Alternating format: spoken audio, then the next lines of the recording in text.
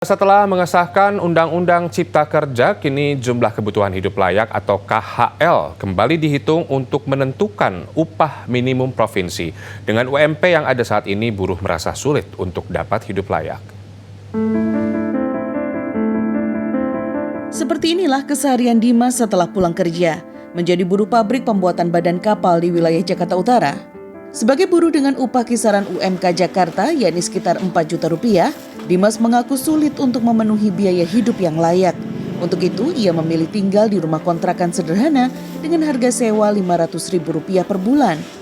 Uang yang tersisa kemudian harus ia bagi untuk menghidupi anak dan istrinya yang tinggal di kampung, wilayah Subang, Jawa Barat. Jika membawa istrinya ikut ke ibu kota, Dimas merasa upahnya tidak akan cukup untuk menghidupi satu keluarga. Apalagi pandemi membuat pendapatannya jauh berkurang. Karena dari total uang bulanan yang sesuai dengan UMK itu, sesungguhnya sudah termasuk tunjangan semisal biaya transportasi.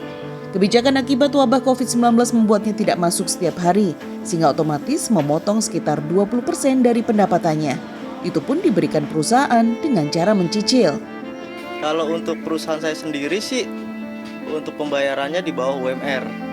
Tapi karena ada penambahan-penambahan lain seperti tunjangan-tunjangan, seperti ada penambahan kayak transport. Dan kalau emang kemarin diiniin WFA, ya itu sangat merugikan juga. Kini Dimas mengandalkan penghasilan tambahan dengan menjadi tukang ojek online dan berjualan ikan cupang.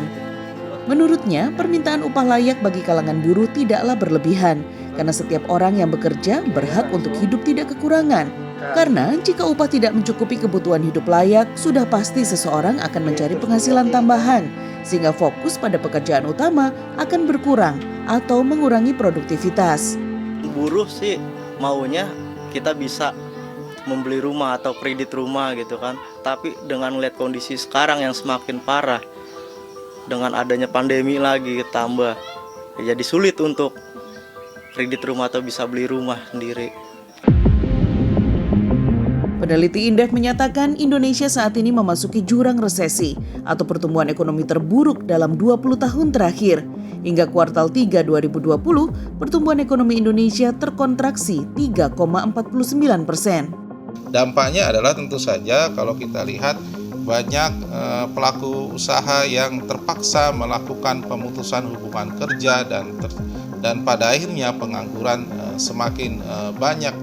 Namun di sisi lain, Tauhid berpendapat fase pemulihan ekonomi nantinya juga akan kembali menyerap sumber daya manusia dengan spesifikasi berpengalaman dan ahli.